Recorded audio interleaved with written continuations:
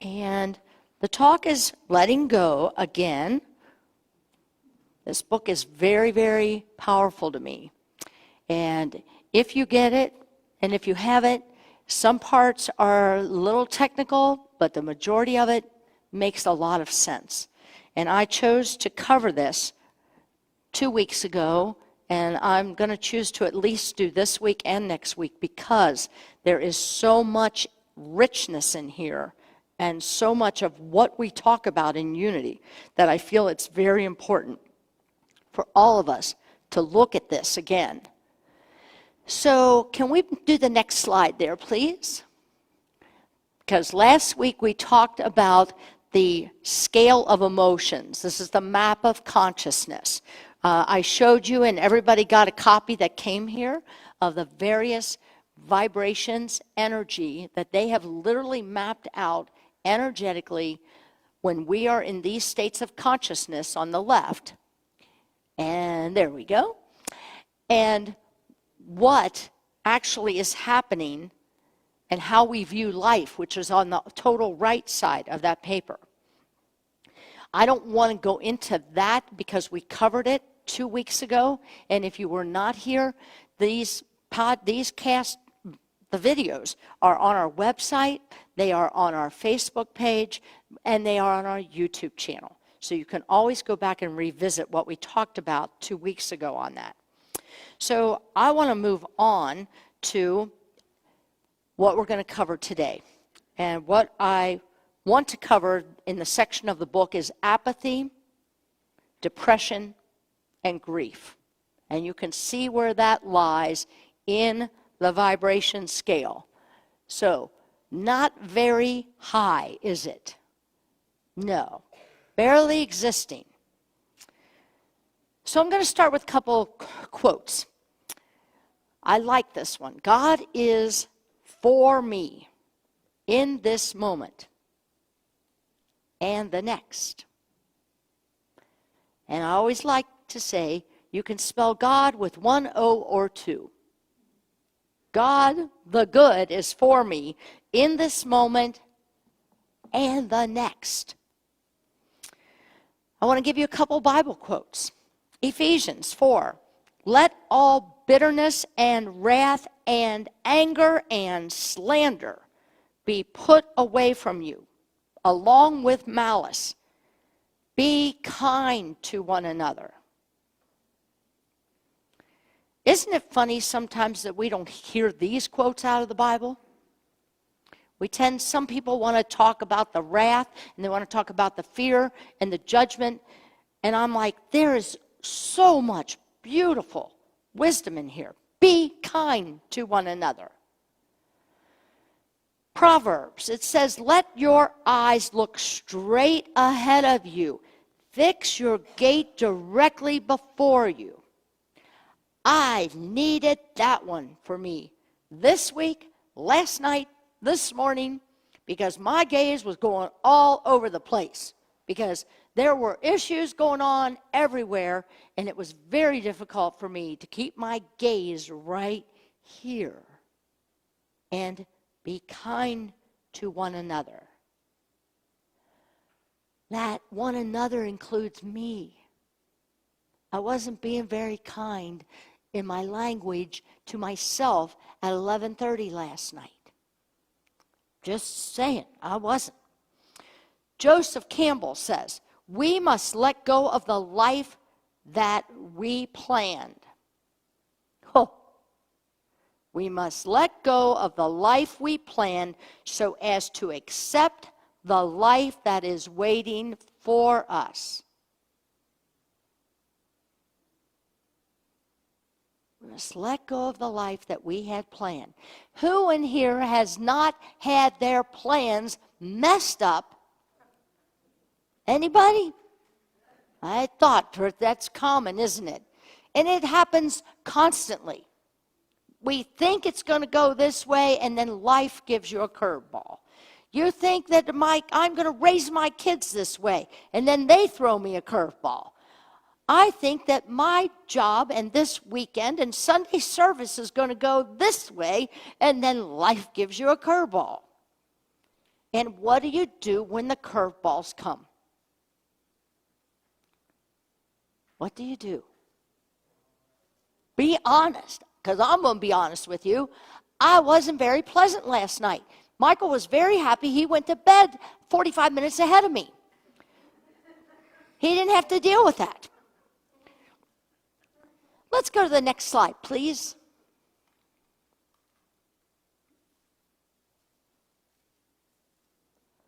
I am letting go of things that don't bring me happiness or peace. That sounds really good, doesn't it? Well, I had to check in with myself last night.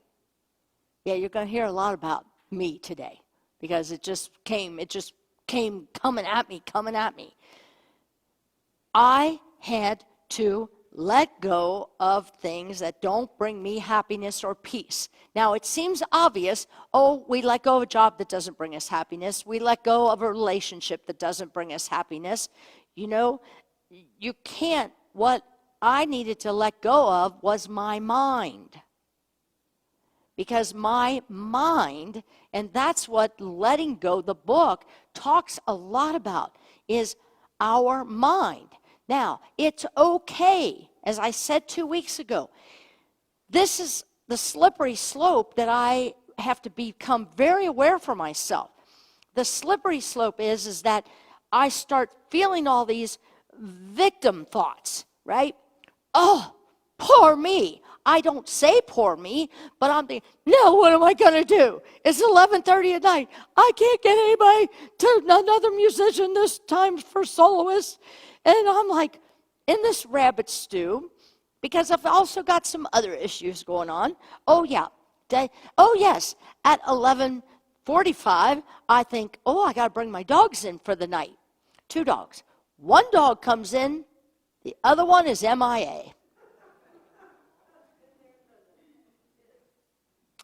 12:30, still MIA. I might hit on that in a minute.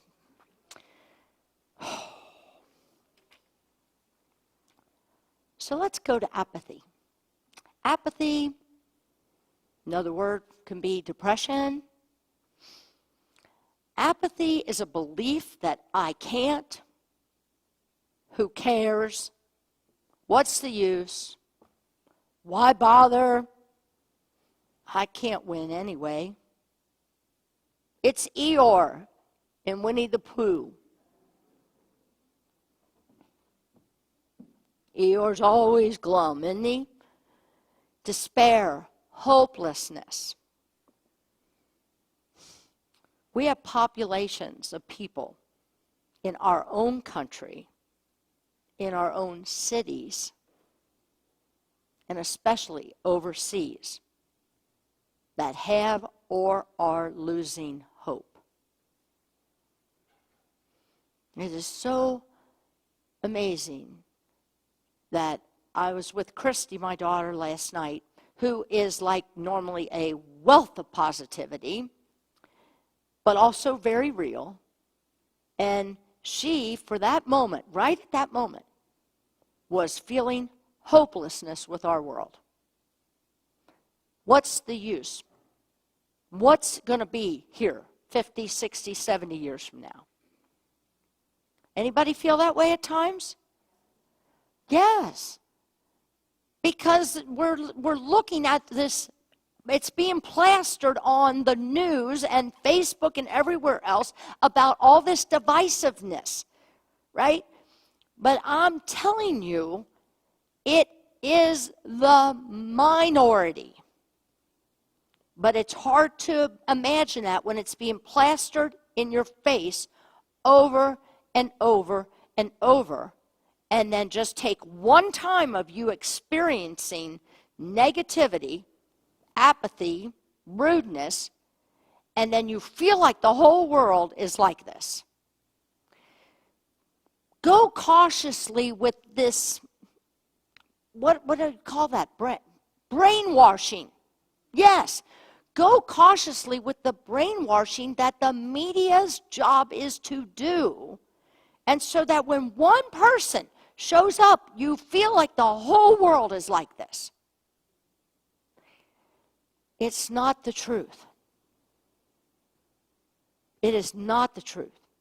And when you start believing that, there are things that you can do, because when you are in apathy, you are in a low vibration. And guess what you will bring more to you? More people in low vibration. It's your job to acknowledge it, like I did last night. I had to acknowledge and not beat myself up for feeling that way. That's important, because then you're just adding on to that apathy and depression, and you'll never get out of the 50 to 100 vibration. It's really important. A way out of apathy. What is behind the feeling of apathy? Would you say it's depression, hopelessness? What do you do when you feel hopeless? It's a challenge, isn't it? But you've got to let somebody know. Let somebody know you're hurting. Let somebody know you give up. You just give up. What's the use? Let somebody know, because when you're that low, it's hard to get yourself out. But go to somebody who's going to help take your hand and sit with you, because that's usually all we need, is somebody to just listen to us. And maybe go have coffee. There's a list of things for that. Part of apathy is fear. I'm telling you, I love the Course in Miracles, where they say everything is either love or fear. Everything is rooted either in love or fear. Let's go to, here we go, fear. Nah, man, it's only false evidence appearing real. That's the truth. False evidence appearing real, and we buy into it and say it's real. And then we drop down the vibration scale when we let fear cripple us. When we are vibrating below 200, we are buying into our smallness. There's a great children's book. It's called The Great Me and the Little Me. And it's an old book we used to teach here at the kids program a lot.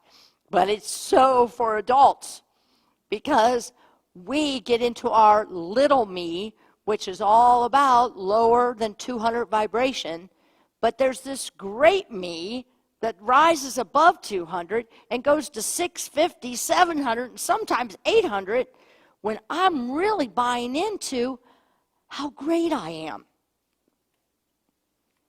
Did you ever notice when you blame somebody that then you get to be the victim? And then you go out there hunting for people who will feel sorry for you? Or is this just me? That's what I'm trying to, gather people that'll feel sorry for me. Oh, Reverend Kathy works so hard. She works so hard. And I think that's going to make me feel better, but it doesn't. Why doesn't it? I think if I can go get some sympathy, I'll get built up. It does the opposite. It either keeps me at that vibration, or it even drops me even lower. Because now I got a team of people thinking I feel sorry for me. So, anger is another part of apathy. Anger is binding. It is not freeing. Okay, when I go to find out that my dog Kaylee is missing, I'm angry. I'm talking to another dog and saying, "Where is Kaylee? It's 12:30. I can't deal with this." And I'm texting soloists at midnight. They're going to answer, right? What was I thinking? I got myself in panic mode. I'm a real hoot. You should have a camera at my house. So, and I'm like, where is she? So then I take him outside like I've got a Lassie, right? Lassie, go get Kaylee. Leo just keeps looking at me like, hey, I'm kind of liking I got all your attention for a change. But I had to work something out. I had to go to bed. I had to take care of me. I'll tell you what I did. Oh, let's go to the next slide, please. How does that go? I give my problems to the great mind of God, or good, and good. I let go of them, confident that the correct answers will come to me when needed.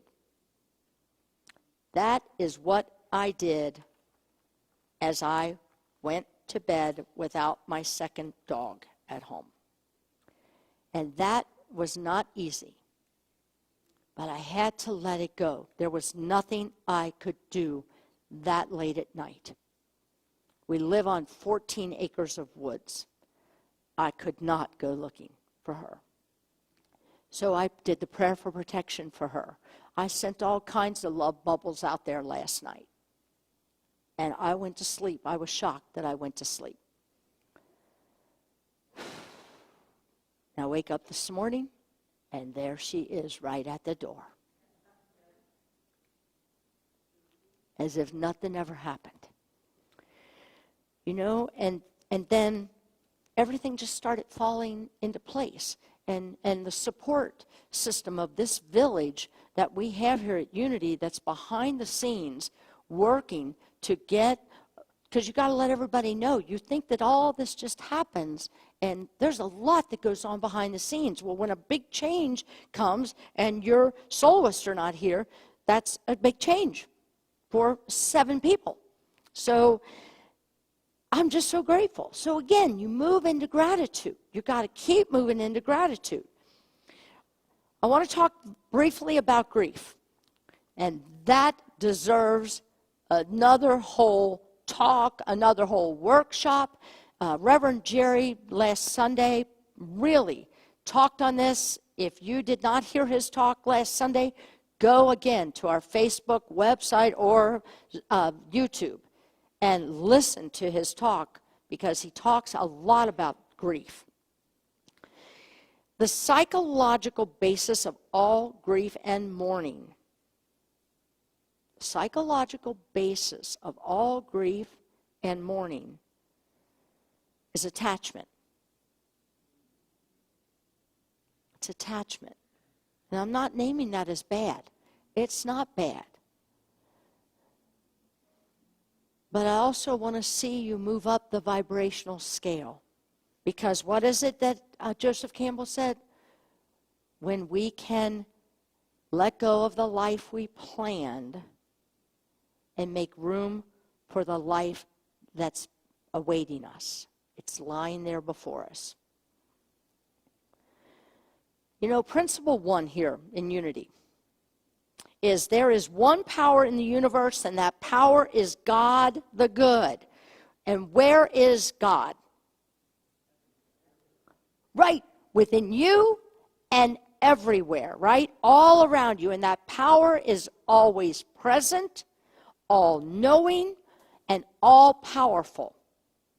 When you truly claim principle 1 of Unity's principle, when you truly claim that, you will not fall to victim. You will not fall to apathy. And I say fall. You may go there, but you won't stay there, because you know the spiritual principle. This is Charles Fillmore, one and only principle that he claimed for Unity. That God is good, God is powerful, God is present, and God is omniscient, all-knowing. So why are we so afraid to let go? Why is it? Maybe it's my OCD. Maybe it's I keep thinking I need to control. I remember years ago I did a talk here, and it was before I became the minister, and I had a steering wheel on the stand up here. And I was talking about how I'm driving my life, and all I do is keep crashing into things, right? And so there's God over there saying, I'm right here. Right here. You want me to take the wheel? So I go, fine. Take the wheel. You're not going fast enough. I wouldn't go that road. That one's not a good road to go. You don't know where you're going. Give me the wheel back. Does anybody do this? Besides me, it's a constant thing with me because I think I'm all-knowing. But there's God the good, and that good is always present. And when we let go, we draw the good to us. It really works that way. I'm looking at one of my Unity Truth students here that's been a Unity Truth student forever, Mary Haley, and she knows this and claims it. But does that mean she doesn't experience grief? Heck no. No. She has a lot of sadness and grief in her life. But by gosh, she doesn't stay there. She has moments, and then she gets back to the truth as she refers to God as Dad. And she gets back to talking to Dad again. And Dad never leaves her. Never has he left you through all your trials, all your tribulations. Never. She knows the truth. And that truth will set each and every one of us free when we really, really claim it. When you begin to trust your lower vibrations and know that you will not stay there. When I drop down, don't you feel this way sometimes? When you drop down to a lower vibration, do you start to feel like this is never going to end? I don't know if I'm ever going to get out of this. I feel that way many times in my work life and in my personal life because I'm dealing with lots and lots of balls moving. Let's go to some good affirmations. Look at these. Now, this is not putting a blanket over the negative emotions. This is how we build ourselves back up the scale of vibration and back up to reminding ourselves of the truth that we were born with. By affirming, that's why there's power in affirmations. That's why there's power in the meditation we did. We were affirming something different than what the news was telling us. So let's look at these. I let go of all negative thoughts and beliefs that no longer serve me. Yes, that'll bring me up. And trust me, something else curveball will come again. And what are you going to do when that curveball comes? I love it, duck. But sometimes they're going to hit you right between the eyes. And what are you going to do? Acknowledge it and then tell it, you have no power over me. You have no power over me because me and Dad got it. I love that, Mary. I let go of all my fears and worries. I had to do that last night in order to sleep, and I accomplished it. I remember waking up at 5:30 this morning thinking, I can't believe I slept. I wonder if the dog's home. I let go of all toxic friendships and relationships. That one you got to spend some time on because we don't want to hurt people's feelings, but they're killing us. I let go of any and all effects of unhappiness from my being. I am free. I am free. I have no idea why I brought this, but I keep thinking I wanted to share something out of one of these stories. Oh, I'm going to share two of these. Anybody familiar with Gilbert and Sullivan?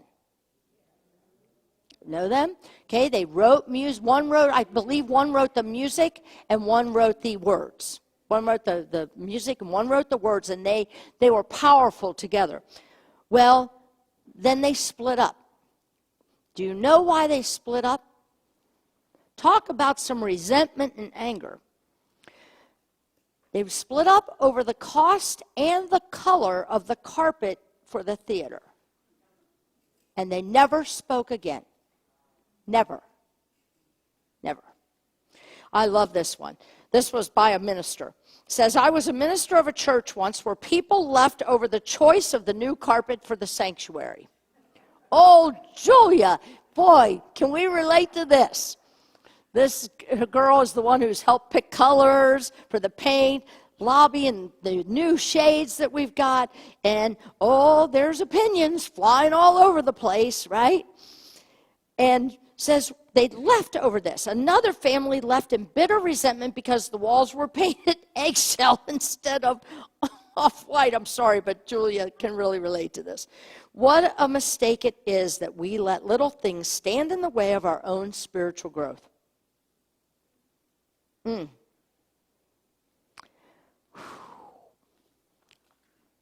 We are goofy, aren't we? Aren't we goofy? I don't know if you can follow me on that camera, but I'm not worried about it because I want to talk to you. I want to just... You are powerful.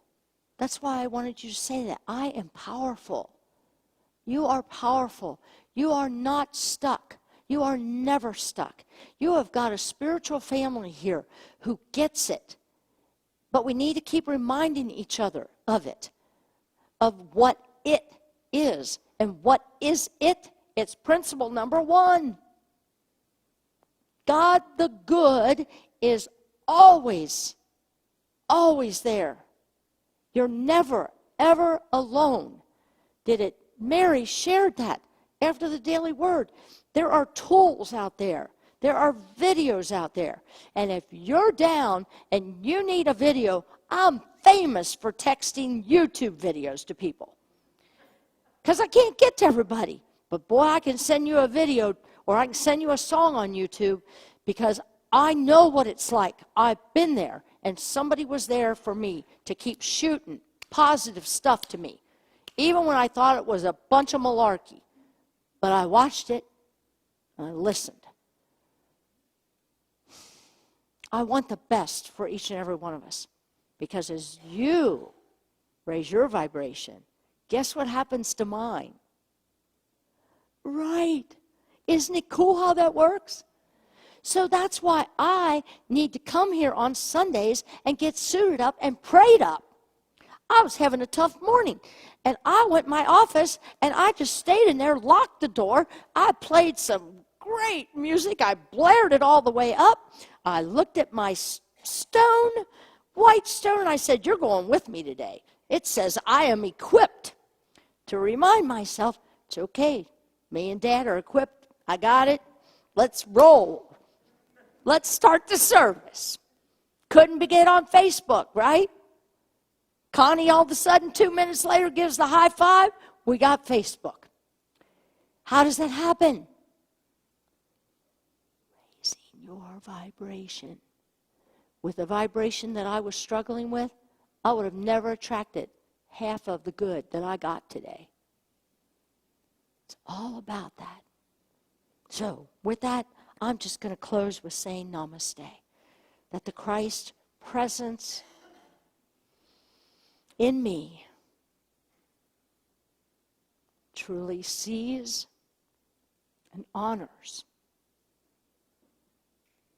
that Christ presence in each and every single one of you. Namaste.